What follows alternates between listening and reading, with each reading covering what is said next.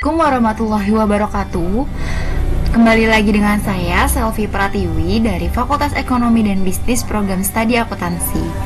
Pada kesempatan kali ini saya akan membuat tutorial mengenai yang pertama itu tentang uji kelayakan model atau uji F, yang kedua koefisien determinasi, dan yang ketiga itu uji T. Nah, untuk selanjutnya saya akan menjabarkan terlebih dahulu apa itu uji kelayakan model F, koefisien determinasi, dan uji T. Yang pertama itu mengenai uji kelayakan model atau uji F. Uji kelayakan model atau biasa dikenal dengan uji F digunakan untuk menjelaskan apakah semua variabel bebas yang dimasukkan ke dalam model secara bersama-sama mempunyai pengaruh terhadap variabel terikat, atau dengan kata lain model fit atau tidak. Apabila uji F tidak berpengaruh, maka penelitian tidak layak untuk dilanjutkan karena model penelitian tidak mampu menjelaskan adanya hubungan antara variabel independen dengan dependen. Biasa juga hal ini terjadi karena adanya hubungan antar variabel independen multikoliniaritas sehingga menyebabkan model penelitian menjadi tidak fit. Nah, dari uji model ini kita dapat membandingkan antara F statistik dengan F tabel. Nah, untuk lebih jelasnya teman-teman boleh simak tutorial ini ya. Kita akan melakukan uji kelayakan model F. Tutorial uji kelayakan model atau uji F. Yang pertama kita ke quick, kemudian ke estimate equation. Nah, maka akan muncul seperti ini ya teman-teman. Ini kita isi yaitu ISR, kemudian C, kemudian size, ROA, DAR, NPV, dan suku. Kemudian kita ke panel option. Nah, di panel option ini terdiri dari cross section.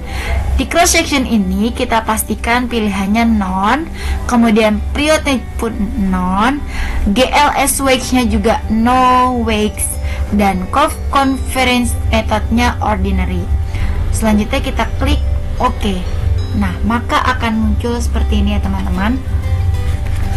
Selanjutnya, untuk menjelaskan mengenai uji F ini, kita dapat lihat di F statistik dan probabilitas F statistik. Nah, pada output ini dapat menjelaskan bahwa nilai F statistik yaitu 7,662701, sementara F tabel dengan tingkat alfa 5% yaitu DF1 atau K dikurang 1 sama dengan 5, dan DF2 N dikurang K sama dengan 39. Didapat nilai F tabelnya yaitu sebesar 2,45583. Dengan demikian, F statistik ini 7,662701 lebih besar dari F tabel yaitu 2,45583, dan nilai probabilitas F statistik 0,000043 lebih kecil dari 0,05. Maka dapat disimpulkan bahwa HA diterima. Maka dengan demikian dapat disimpulkan bahwa variabel-variabel independen dalam penelitian ini yang terdiri dari size, ROA, DAR, NPV, dan suku secara bersama-sama memiliki pengaruh terhadap ISR. Selanjutnya yang kedua mengenai koefisien determinasi. Hasil koefisiensi determinasi menjelaskan seberapa jauh kemampuan model regresi dalam menerangkan variasi variabel bebas mempengaruhi variabel terikat. Semakin besar hasil R² akan semakin baik karena hal ini mengidentifikasi semakin baik variabel independen dalam menjelaskan variabel dependen. Nilai R² berada antara 0 sampai 1 dengan menjelaskan sebagai berikut. Yang pertama itu, nilai R² harus berkisaran 0 sampai 1 Yang kedua itu jika nilai R squared sama dengan 1 berarti naik atau turunnya variabel terikat atau variabel Y 100% dipengaruhi oleh variabel bebas atau variabel X. Yang ketiga, jika nilai R squared sama dengan 0 berarti tidak ada hubungan sama sekali antara variabel independen terhadap variabel. Nah, untuk lebih jelasnya, teman-teman bisa simak tutorial mengenai koefisien determinasi. Selanjutnya yang kedua yaitu mengenai tutorial koefisien determinasi. Yang pertama itu kita ke quick, kemudian estimate equation. Nah, maka ini akan muncul seperti ini, kita isi ISR C size ROA DAR NPV dan suku. Kemudian kita ke panel option, pastikan crop sectionnya non, periodnya non, dan wax-nya no wax, dan covariance methodnya ordinary. Kemudian kita klik OK. Nah, pada uji ini kita dapat lihat di adjusted R squared yaitu 0,430889. Nah, pada tabel ini dapat diambil kesimpulan bahwa variasi perubahan naik turunnya ISR dapat dijelaskan oleh size, ROA, DAR, NPV, dan suku sebesar 49,2%. Sementara sisanya yaitu 50,8% dijelaskan oleh variabel-variabel lain yang tidak diteliti dalam penelitian ini.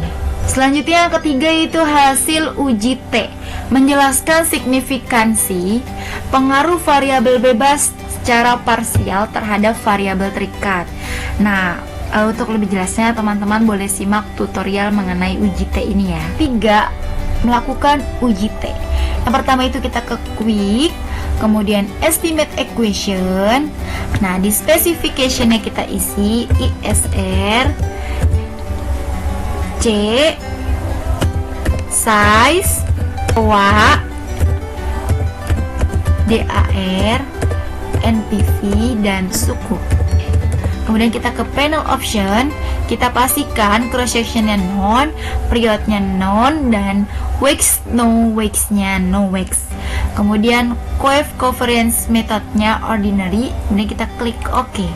Pada uji ini kita dapat lihat di T statistik dan probabilitas pada size, ROA, DAR, NPV, dan suku. Hasil output proses uji T dapat kita simpulkan yaitu yang pertama itu tentang nilai T statistik size sebesar 5,377690, sementara T tabel dengan tingkat alfa 5% yaitu DF atau N dikurang K sama dengan 39, didapat nilai T sebesar 2,02269. Dengan demikian, T statistik size lebih besar dari T tabel dengan nilai probabilitas 0,000 lebih kecil dari 0,005. Maka dapat disimpulkan bahwa variabel ukuran perusahaan size dalam penelitian ini memiliki pengaruh terhadap pengungkapan Islamic Social Reporting atau yang disingkat ISR. Kemudian yang kedua, nilai T statistik ROA sebesar minus 0,592235,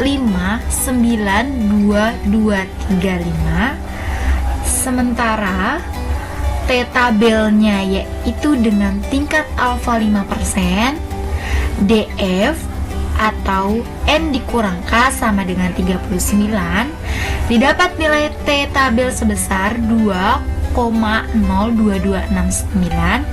Dengan demikian, T statistik ROA lebih kecil dari T tabel 2,02269 dengan nilai probabilitas 0,5571 lebih besar dari 0,05. maka dapat disimpulkan bahwa variabel return on asset atau ROA dalam penelitian ini tidak memiliki pengaruh terhadap pengungkapan Islamic Social Reporting atau ISR.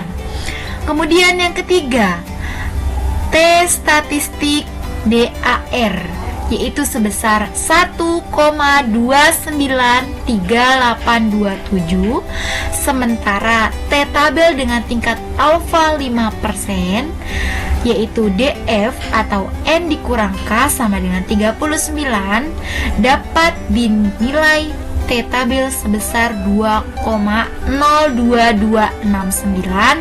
Dengan demikian, T statistik DAR lebih kecil dari T tabel 2,02269 dengan nilai probabilitas 0,2033 lebih besar dari 0,05, maka dapat disimpulkan bahwa variabel debt to asset ratio atau DAR dalam penelitian ini tidak memiliki pengaruh terhadap pengungkapan Islamic Social Reporting. Nilai T statistik NPV sebesar 2,251679, sementara T tabel dengan tingkat alfa 5%, DF atau N dikurang K sama dengan 39, didapat nilai T tabel sebesar 2,02269.